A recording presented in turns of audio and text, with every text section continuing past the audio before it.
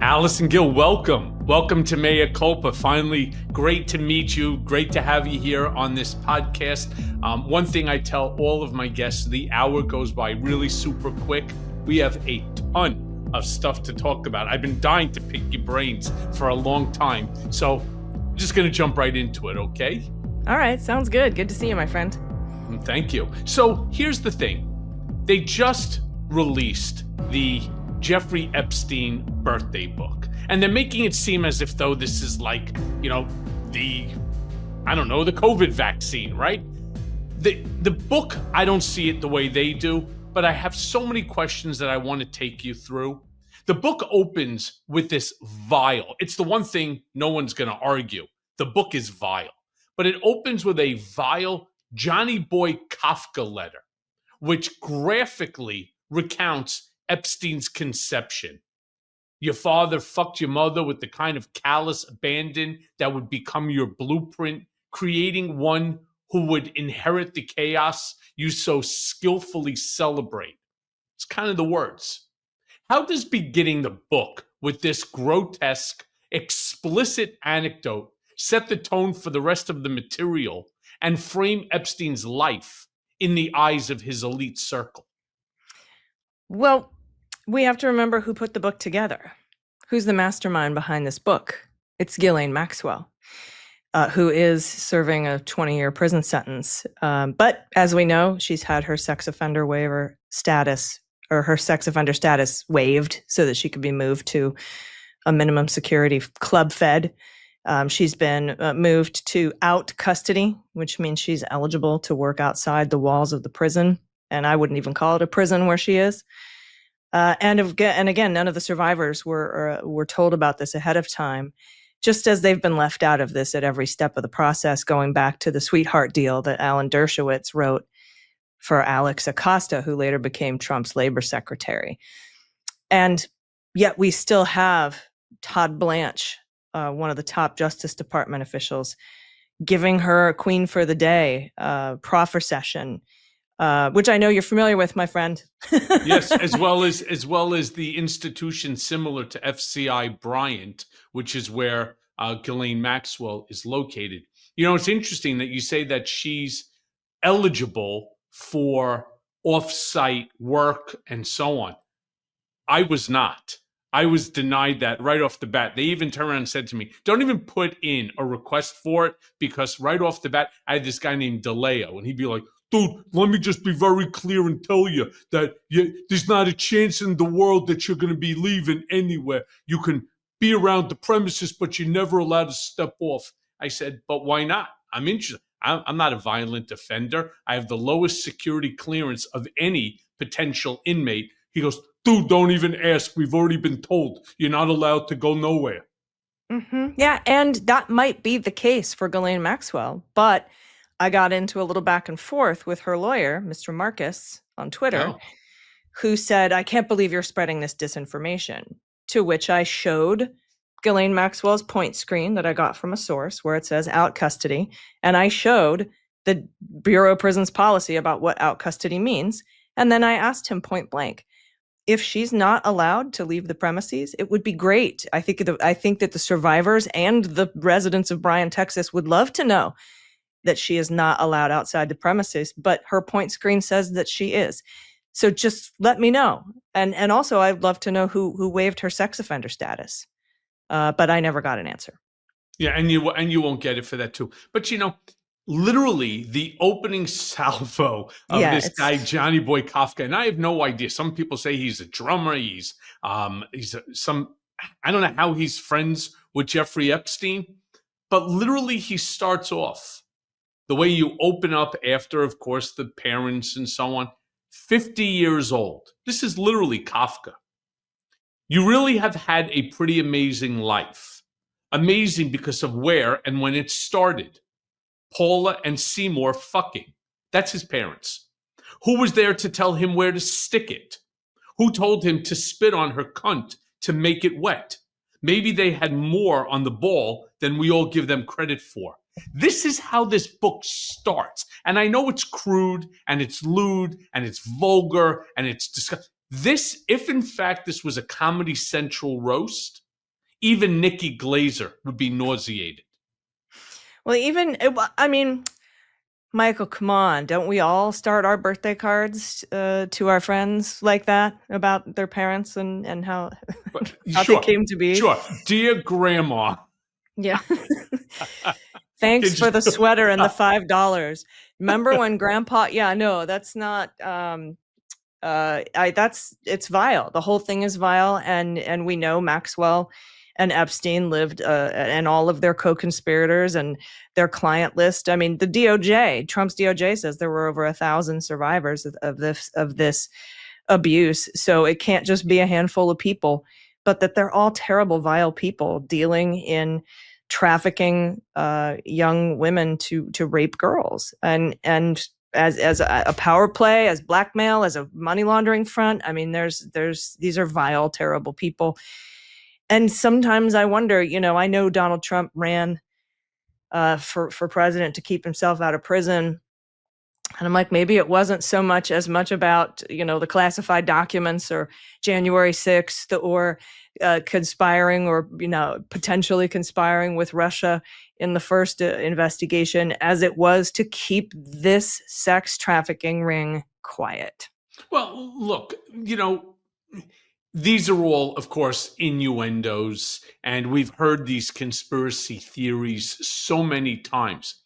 I keep turning around and I get kicked in the teeth all the time because I say the same thing all the time. I hate innuendos. I hate hypotheticals. I hate conspiracy theories.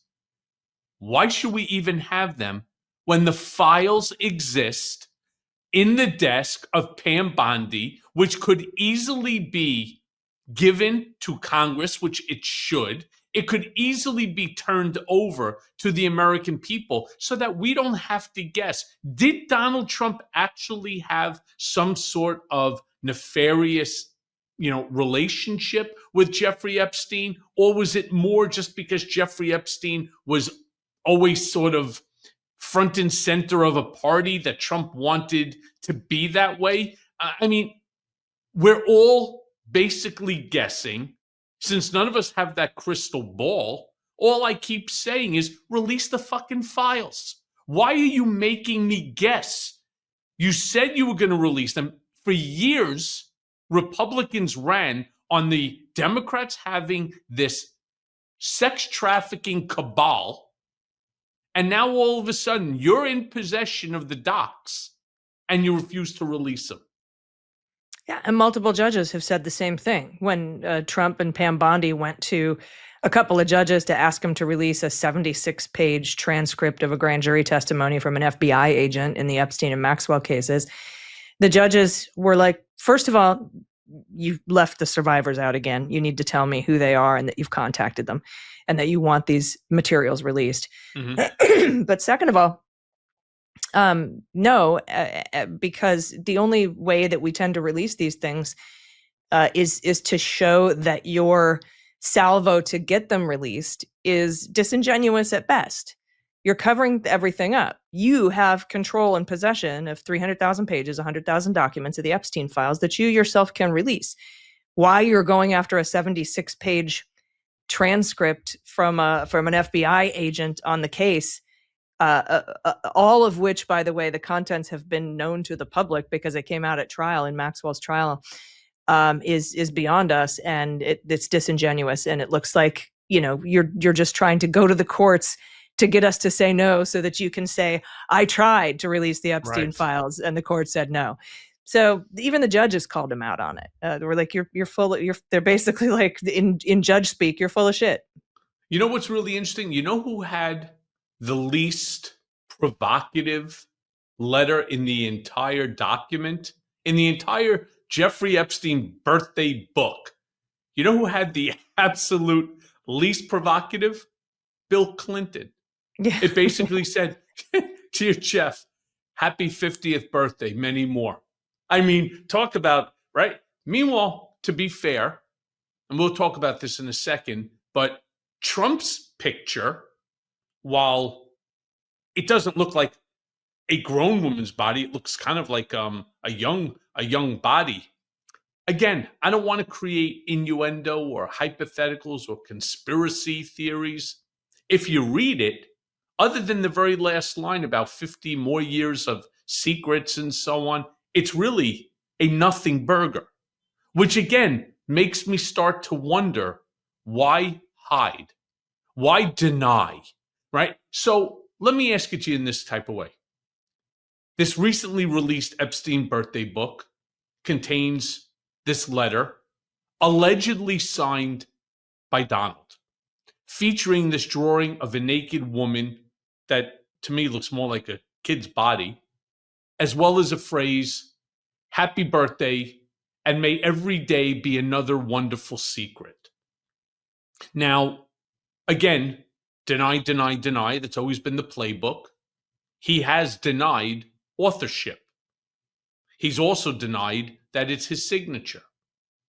Tell me, Allison, what does this controversy reveal about the intersection of power, privilege, and accountability? Well, I was hoping to ask you the same question because the deny and cover up and deny, I think, is something that maybe Roy Cohn taught him, who was his fixer. And I know that everybody knows, right? We read your book that you spent time being consigliere to the Trump administration, and so that was kind of a question I had for you: is this indicative of the typical deny, deny, deny strategy, legal strategy that Donald Trump often engages in, or is this a cover up to actually cover something nefarious up? Like, Okay. we're taught, I was there in the courtroom as you were testifying, and what he How was did I trying do, to by the cover way? up. Huh? How did I do? You did great. We From a were all very professional, impressed. from a professional standpoint. We were all we were like, oh, because we thought for sure you'd be combative, and we're like, oh, he okay, all right, this is a definitely a credible witness, and we were all impressed by that. At least that was the chatter that was going around the media room.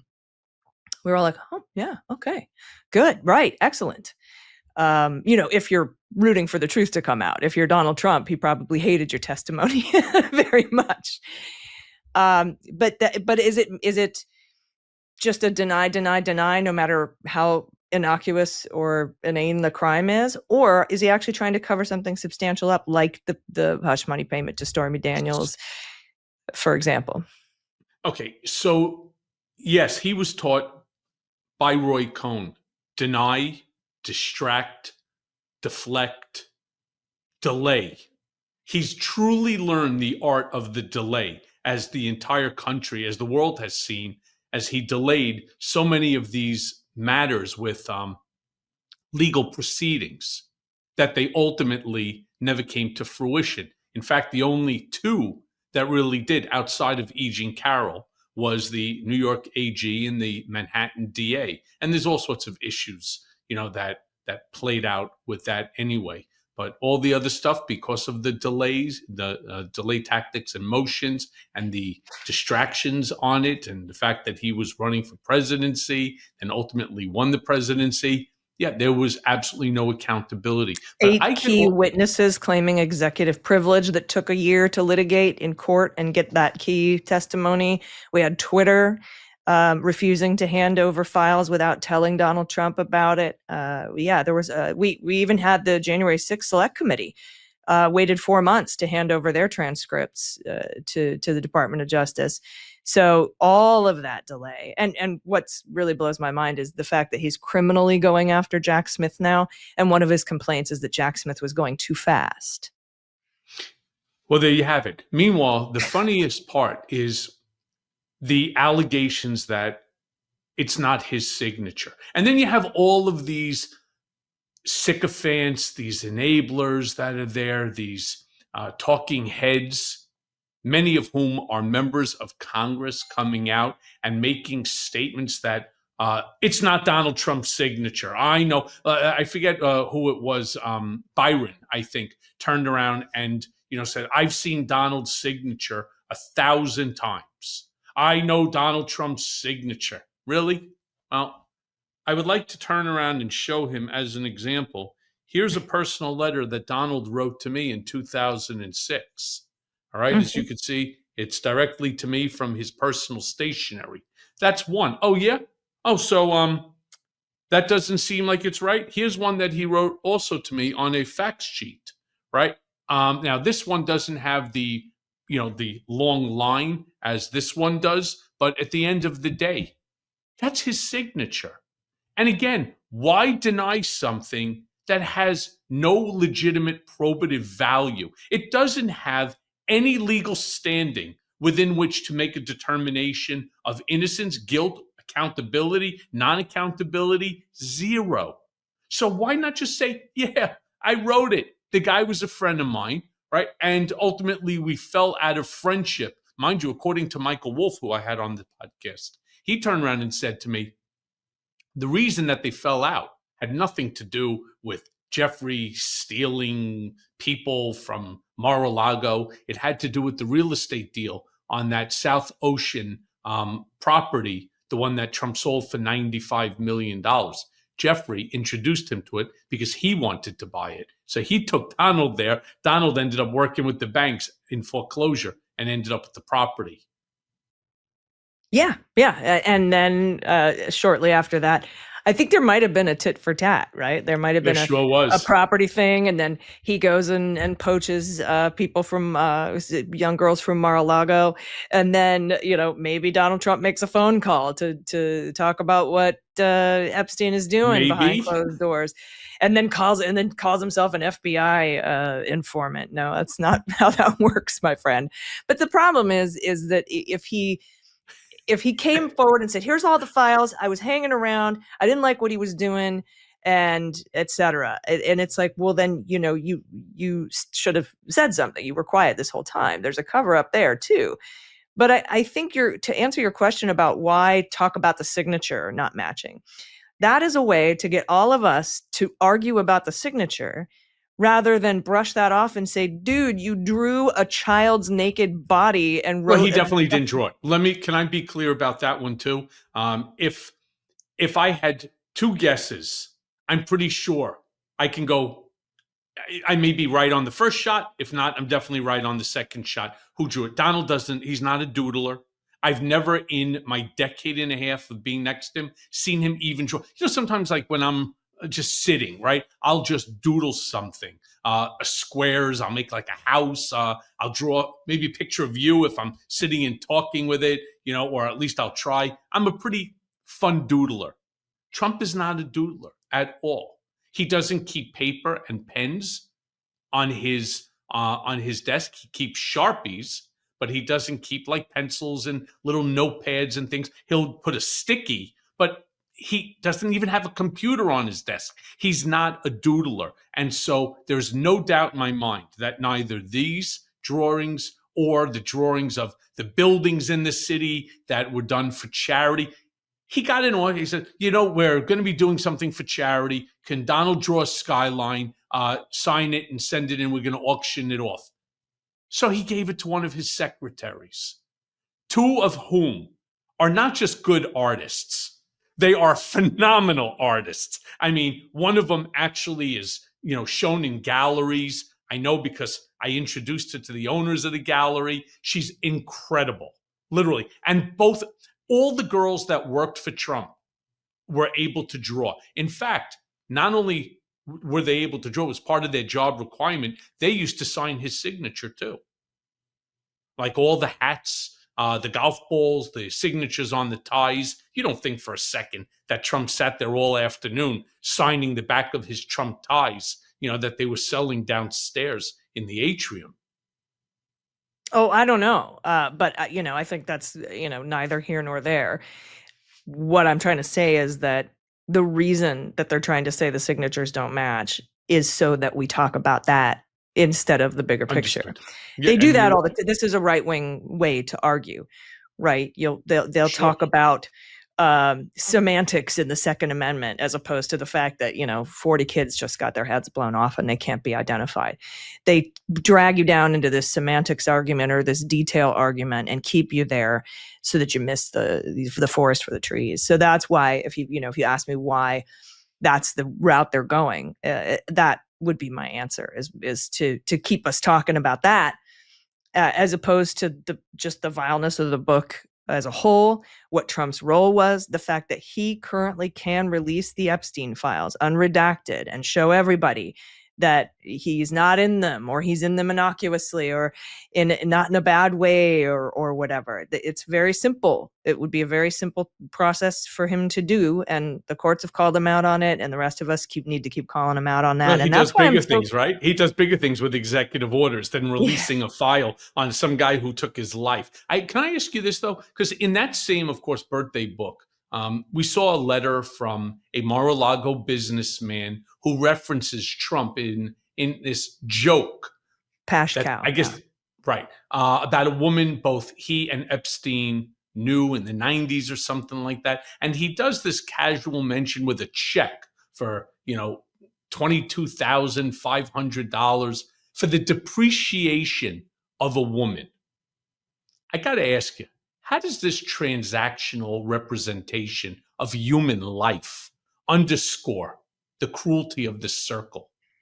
I think the same way, the casualty of him referring to Virginia Giuffre as property, when he talks about Epstein taking his property from Mar-a-Lago, reducing human beings down to property. And that's what I think sociopaths do, or, oligarchs, extremely rich people just see us as, that's why they call us human capital stock, right? Just send us into the mines, and whatever happens to their bodies, they'll figure it out or die, and we'll just get new people to replace them.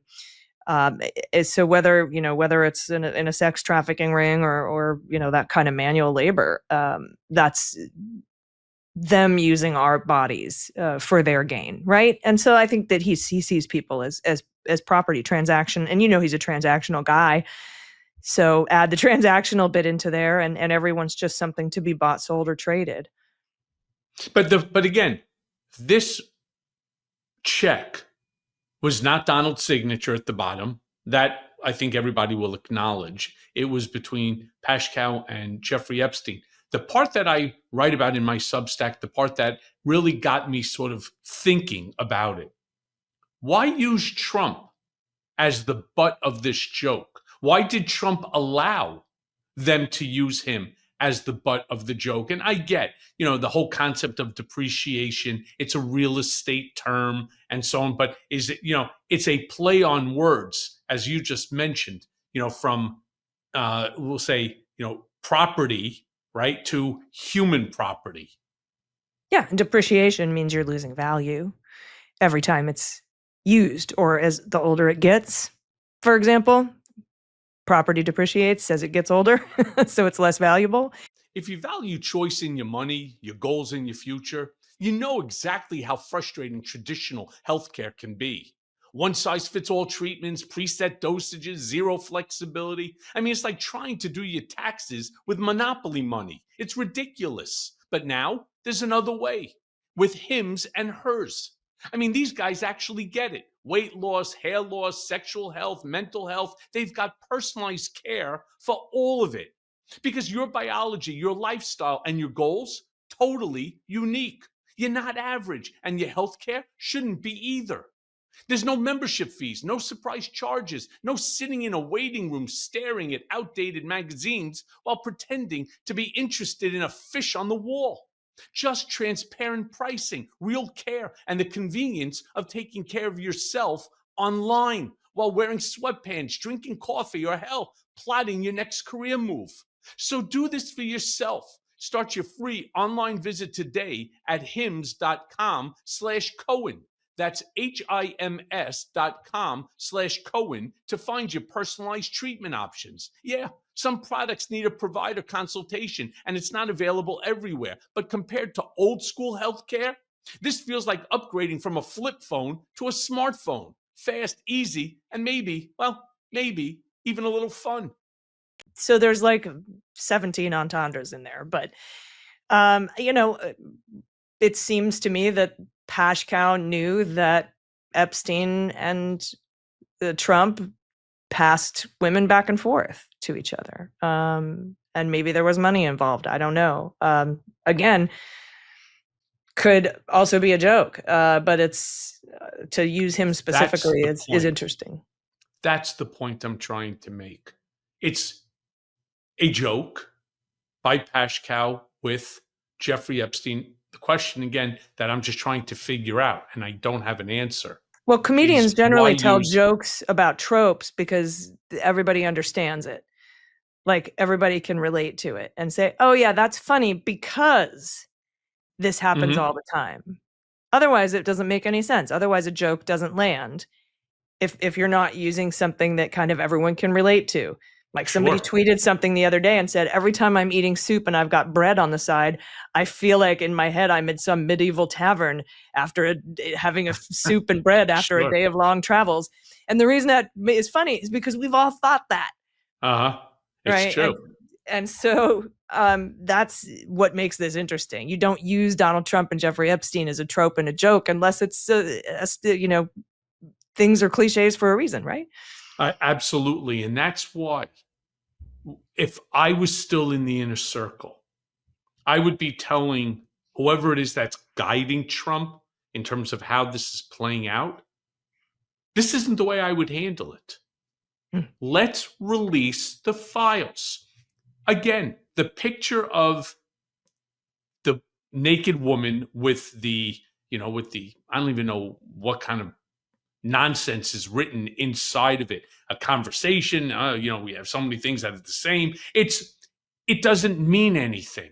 So let's now go and let's put an end to all of the speculation, all of the innuendo and the conspiracy theories. Oh yeah, Donald was, selling a woman, or Epstein sold Donald a woman for $22,500. I don't know it to be true. I don't know it to be untrue. All I know is the answer rests in those files. And the longer you let those files linger in Pam Bondi's desk, the guiltier that I think you look. Yeah, I agree. And I will push back a little bit on the drawing and the writing and the signature. That to me sent shudders through me. It's hard to put a finger on why. Maybe as a sexual assault survivor, maybe as somebody who's been used that way. But I think a lot of folks saw that, and it was kind of like the the consensus was it's worse than we imagined, that letter. And if that's his signature on it. So I wouldn't say it's nothing. It's indicative of the kind of person that he is. But regardless, you're right. Why cover everything up? I wouldn't handle it this way either. I would go through and I would release the files if there was nothing nefarious in there and say, I had a friend who was a terrible person and I'm not his friend anymore. But that's, you're right. The longer that you don't do that, the more guilty, the more of a cover up it looks. And it's not just him covering it up. It's Pam Bondi. It's, Bongino. Excuse me. Bongino wanted to release all this stuff and got shot down. Congress, Mike Johnson is helping him cover this up, closing down Congress and leaving early every time somebody wanted to put an Epstein Files amendment.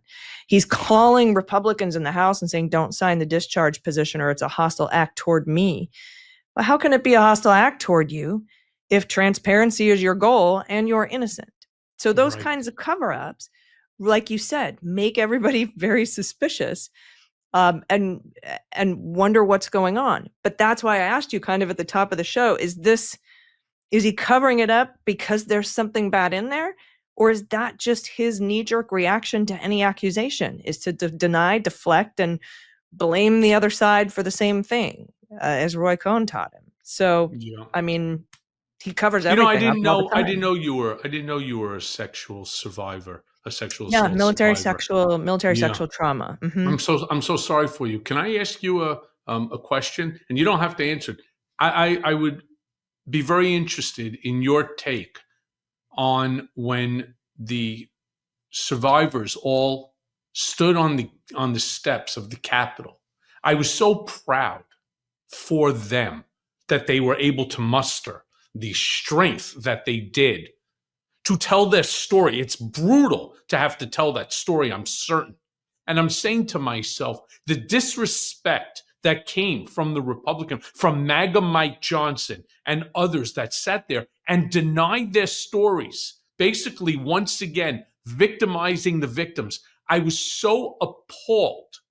And again, if I was there on the inside, I would be directing the president. This is the easiest way to turn off more than 50% of our population. But instead, he sends a flyover in the middle of their press conference. Right. My the thing that stood out the most to me, first of all, their bravery. It's amazing. It's very difficult to come out and talk about these things. And that was inspiring because that's like speaking for all of us who were, drummed out of the cop station when we tried to report. To be able to see people speaking out, to watch what E. Jean Carroll is doing, it's like justice by proxy, kind of. Sure. But what stood out to me the most was that there was one woman who was telling her story about how she was sent to give Epstein a massage, and it was $200. And then she was told that if she brought other girls in, they would also get $200.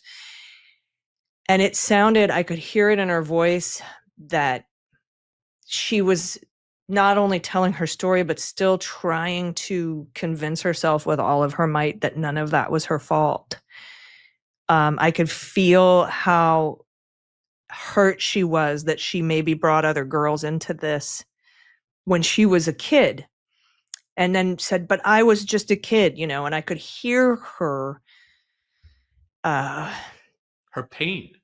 Yeah, and that she still has a sense that a sense of shame that's put into survivors by their attackers, right? And people who don't want them to report and people who want to keep them quiet. And it was that was a tough day. And I'm so very proud and in awe of being able to go out and tell your story like that, especially against very, very powerful people. Oh, yeah. Meanwhile, I want to go back to Pam Bondi for a second. I mean, our attorney general, she promised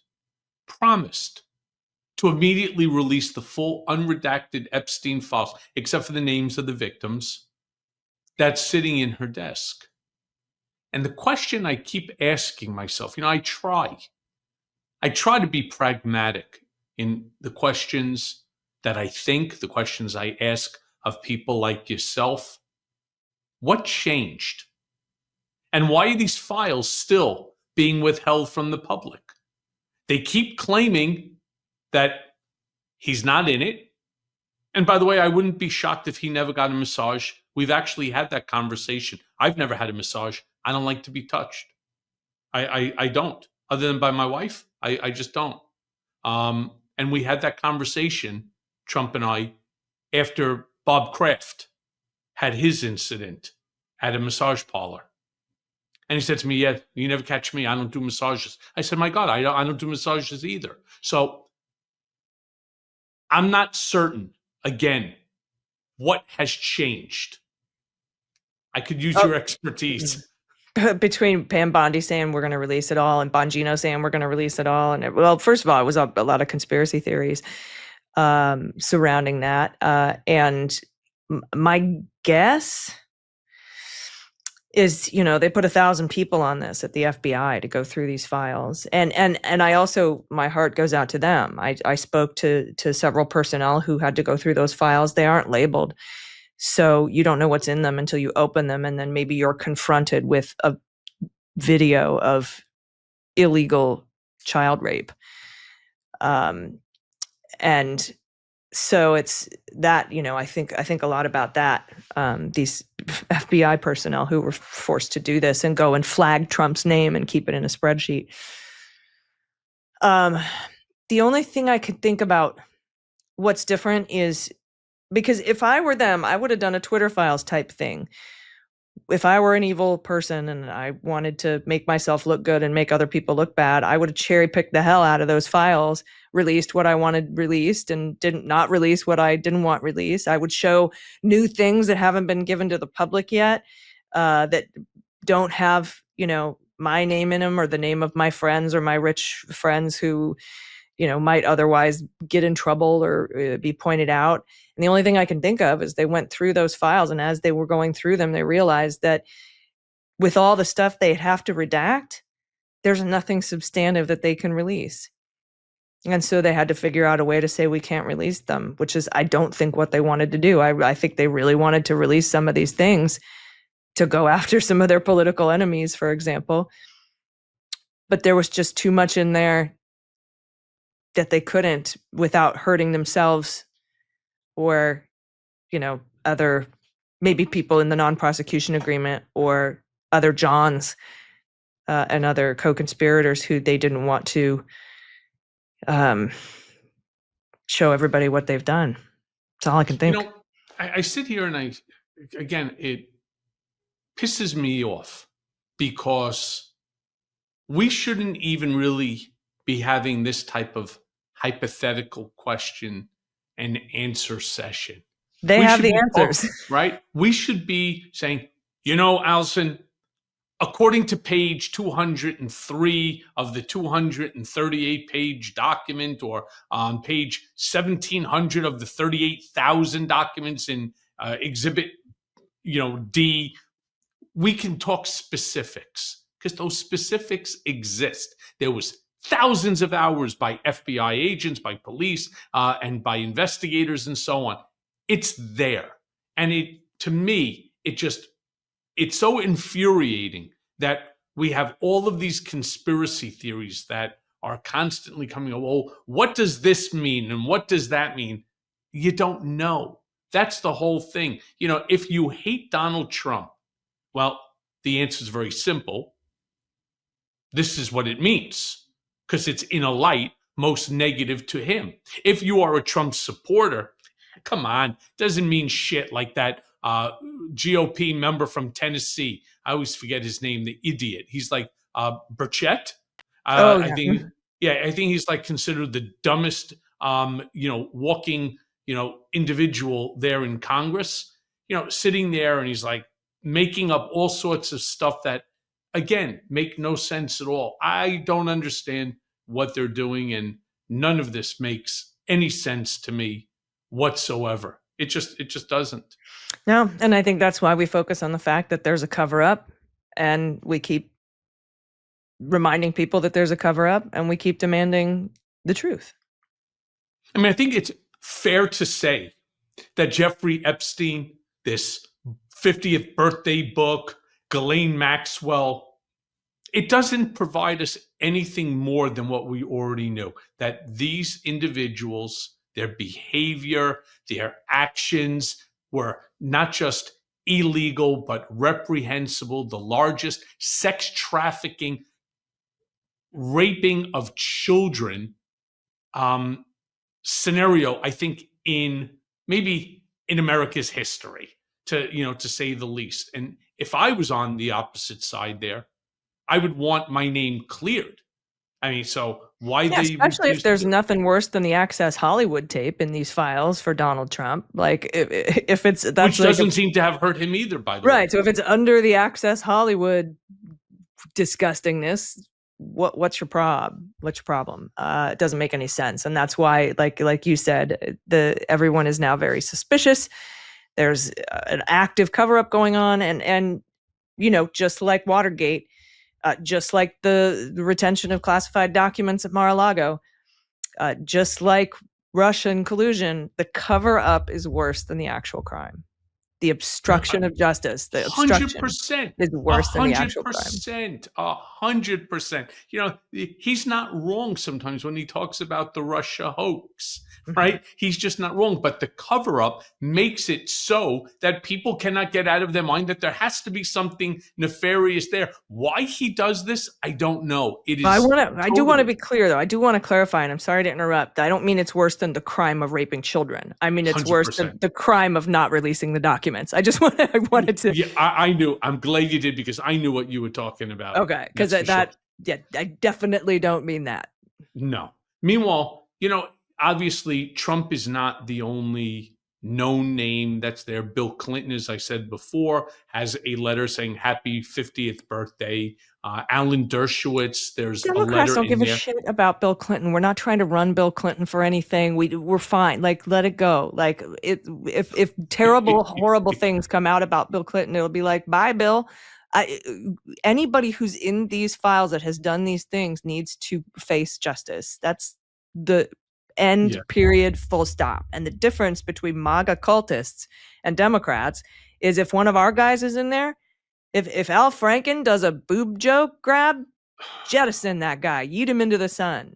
Yeah. But if it's a MAGA person, they just won't believe that it's real. It's mind blowing. It's mind blowing. It is mind blowing. But then you even have individuals like Alan Dershowitz, as an example, who has he threatened, to sue me if I mentioned, that he was on Epstein's island, and I said, well, then sue me.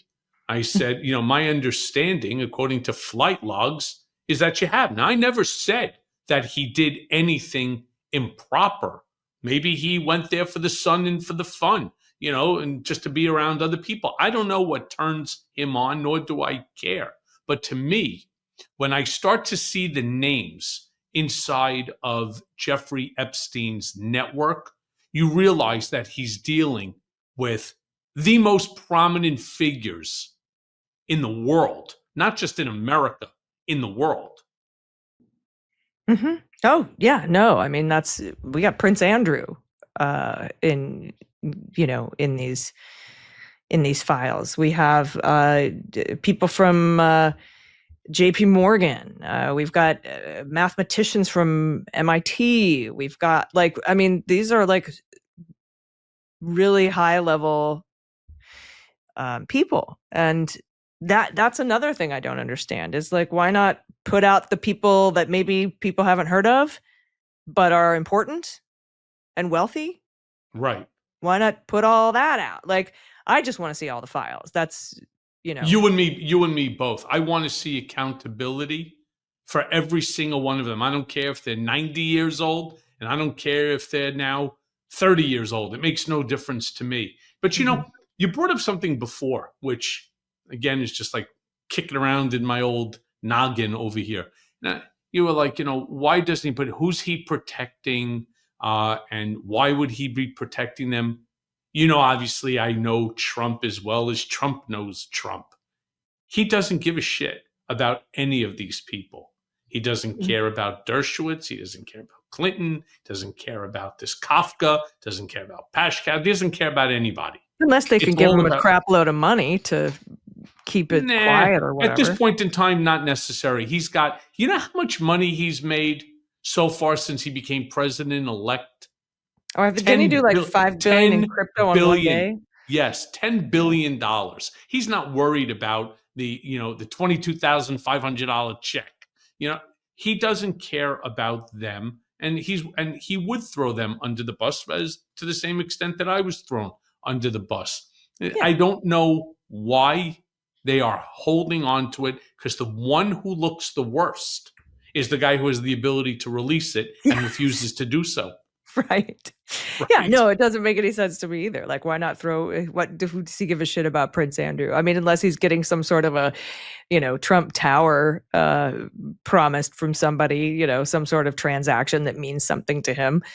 Why bother? It doesn't make any sense. And I mean, like you said, we could speculate about it all day. It's clearly gross. And Donald Trump is clearly a terrible person and shouldn't be the president of the United States. But all he has to do is release the files, and that will answer everyone's questions, all the questions. And so that's why I keep pushing for it. That's why I'm suing. I'm suing to get some of the Epstein files, along with the video, the training videos that the Department of Justice gave to those 1,000 or so FBI personnel on how to find and log and mark Donald Trump's name in the Epstein files. I'm trying to get those videos. 5 years now, I filed a FOIA request that's supposed to be expedited. You ever try launching a podcast with zero experience? Well, let me tell you, it's like being tossed into a cage match with a grizzly bear, blindfolded, wearing clown shoes. I mean, when I started Mea Culpa, I thought to myself, come on, how hard can this be? Well, script writing, logos, production schedules, ad deals, and don't even get me started on the tech setup. I mean, I felt like I was decoding the damn Matrix. If only I had Shopify when I launched this beast. Shopify is the platform behind millions of businesses across the globe, responsible for a whopping 10%, you hear me? 10% of all e-commerce in the United States. And my friends, that's not hype. That's a fact.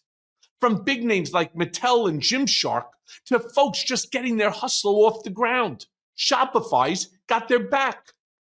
I mean, you want a gorgeous online store? Shopify's got hundreds of sleek, ready-to-go templates that make you look like a design god. And AI tools? Yeah, they've got those too. Writing your product descriptions, jazzing up your images, maybe even making you sound smarter than you actually are. I mean, not naming names or anything, right? I mean, need a marketing squad? Shopify's built-in tools let you hit email, Instagram, TikTok, wherever your customers are scrolling or doom scrolling. And listen, Shopify handles it all. Inventory, returns, international shipping. I mean, they are the ride or die business partner that you never knew that you needed. So if you got a big idea or even a little one and you're ready to turn that dream into a reality, head over to shopify.com/Cohen. So if you want to see less carts being abandoned, it's time for you to head over to Shopify and sign up for your $1 per month trial and start selling today at shopify.com/Cohen. That's Shopify, SHOPIFY.com/Cohen. One more time, that's shopify.com/Cohen. Originally, there was zero, according to their statement. When I had 4 or 5 documents, we turned it over. We then filed the action. Oh, we apologize. There's 486,000 documents. Ask me how many I've received so far. Right. Zilp. Right. Zero. And I don't suspect you're going to get it too quickly either. But I want to just jump. That's not really the point. The point is to make them admit they exist. Oh, well, true. So let me ask you this, because I want to jump into just a different topic, because we could spend hours talking about hypotheticals and conspiracy theories. I've heard some great ones, by the way.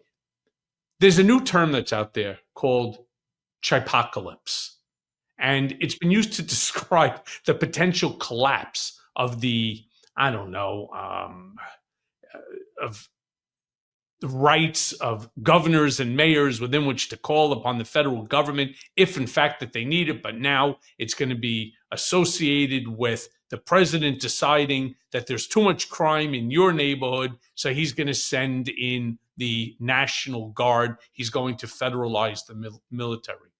Tell me, if you would, Allison, how dangerous is this? And is this obviously targeted specifically to what they call woke blue cities that are run by obviously Democratic mayors and governors?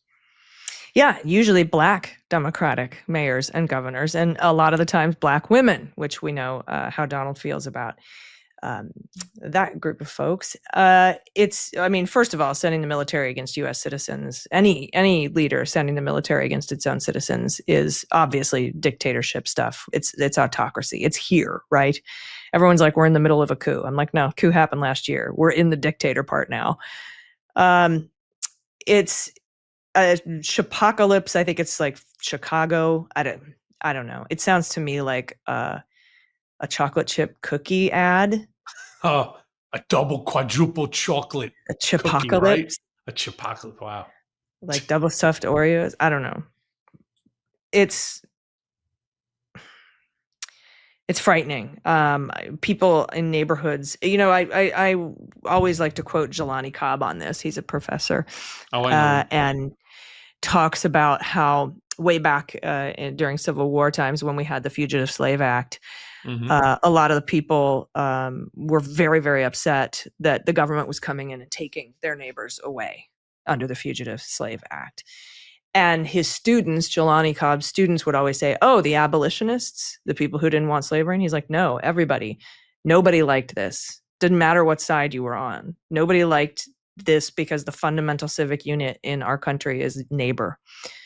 And so when you start ripping apart communities like this, sending the military in to do, there's a lot of legal problems with this, and a lot of this will be litigated. But I think that's why he got the idea of sending the troops to blue cities in red states, because there's not going to be a blue attorney general or a blue governor to stop him. And that's why he was like, maybe New Orleans, there's a beautiful part of our country, Jeff Landry, I'm going to help him. And I think he's going to target marginalized communities that way. And I think this may be a prelude to maybe posting up troops at polling places in the midterms. He wants to definitely, he's waiting for one person to throw a brick at one of these guys so that he can, grab more emergency power and maybe invoke the Insurrection Act, which I know he fired Mark Esper for not wanting to do in his first term. So I think we're looking at a lot of emergency powers, a lot of consolidation of powers, a lot of autocratic behavior. And I hope that we don't take the bait and do everything that we can to push back against this without violence, because I think that's what he's gunning for, literally. I mean, the violation of civil liberties here is just so profound on so many different levels. But he does what he does because he keeps getting away with it. And I when I listen to some of these talking heads on television, sometimes I'm thankful that I've learned to calm myself. I haven't kicked the television. It's too expensive. And I'm not going to replace it if I break it. But it drives me crazy when they sit there and they're like, oh, we're winning, right? Democrats are winning. We have this successful win in this court and so on. No, we're not. We're not winning. And if you turn around and you take what's really happening, yeah, you're winning the small stuff, but somehow or another, he keeps winning the big one, including, think about this one, talk about civil liberty violation. Supreme Court just lifted limits on ICE, stopping federal agents are literally now allowed to target individuals based upon your race, your language, the color of your skin, your last name. I mean, how do you think that this ruling impacts these immigrant communities and, more importantly, civil rights as a whole?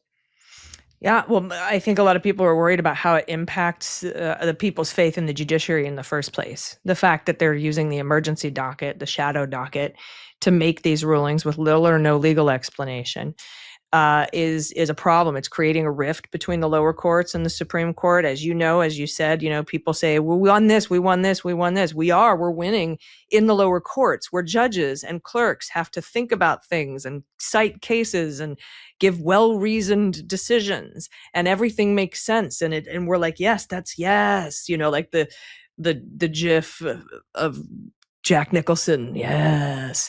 And it's great, and we're winning, and it all makes sense. And then it gets to the Supreme Court, and they just shit all over it with no explanation. They lift the injunctions, they lift the preliminary injunctions, they lift the temporary restraining orders, they lift the blocks that the lower court judges are thoughtfully putting on these things. And then John Roberts is like, why is everybody mad at the judiciary? Like, the leopards ate his judiciary. And like I said on my very first video podcast, which I just put out this past weekend on MeidasTouch, it's like you gave him, you crowned him king, and now you're surprised that he's whacked you upside the head with his crown.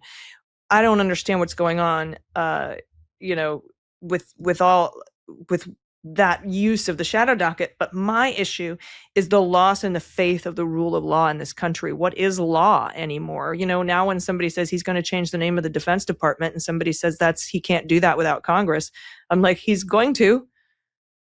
Mm-hmm. He can't do that. He's managed to get away with everything else. So he's gotten away with everything. With everything. So Allison, let me say this because the hour goes by again, real quickly. I want to do something here at the end. First, I want to congratulate you for joining the MeidasTouch family. It's great to have you as part of the community. Tell my audience. We turned on this Mea Culpa podcast, over 500 million downloads since I started, which I think is a pretty good number. It's a really good number. It's big. Quite frankly, it's big. Tell us what you're doing, where people can go to see you, and I'm going to let you ask me the final question. Oh my goodness. All right. You can I do Substack, MuellerSheWrote.com. That's where you can see where I released the Bureau of Prisons point screen for Ghislaine Maxwell and all the sources that I get from within the federal government that speak to me. That's where I tell all their stories. MuellerSheWrote.com. And then really Mueller, She Wrote on all social media. If Daily News is the Daily Beans podcast, that's news with swearing. And now I've got the new weekly video podcast that kind of wraps everything up, connects all the dots for the week. And that's on MeidasTouch. Ask you a question. I wish I knew that ahead of time. I'm on the spot. Well, that's not fun. It's better for you. It doesn't give me any time to think of a question. My mom didn't raise no dummy. Yeah, right. Oh, yeah. I wanted to ask you about the extra money that was laid out on that piece of paper, that piece of evidence in the Trump trial that had the 160 and the 50,000 for Redfin or FinRed or something like that. Redfinch. Is that was that a poll rigging situation? Yeah, that was the one with the CNBC poll. What they had done is it was a poll that was, he was not faring well. It was out of 200 people, it was who is the most famous and well-regarded individual, in your eyes. And he was not faring well, but he wanted to. And so, again, it was a CNBC poll. It meant absolutely jack shit. It was basically about his ego more than anything. And so I knew this company that was successful in creating an algorithm in order to fix the outcome. So if one person was voting, for example, for Mahatma Gandhi, right? If everyone that voted one for Mahatma Gandhi, 5 would vote for Trump. And that way it would manage to equal it out and put him ahead. We ultimately decided that he was going to be top 10. He wanted to be number 1. I told him that would be a real problem. Let's just stay under the radar. Let's go for number 9. And we were number 9. And did any of that happen with political polls with Fabrizio? No. I know Tony Fabrizio is a pollster. I wasn't involved in any part of that. I didn't have an active role in the campaign other than being a surrogate for him. And, I would go on the various different programs and you were more personal side. Correct. Yeah. Well, Roger. Yeah, there you go. Well, thank you for that. So good to see you. Look forward to maybe one of these days doing a good fun Substack with you for a little bit. Thank you for joining me on Mea Culpa. It's good to see you. And again, welcome to the MeidasTouch Network family. Thanks. I hope we have parties and picnics and stuff. You and I will work on that. All right, sounds good. We'll send the Thanks, bill to them. You got it. Thank you.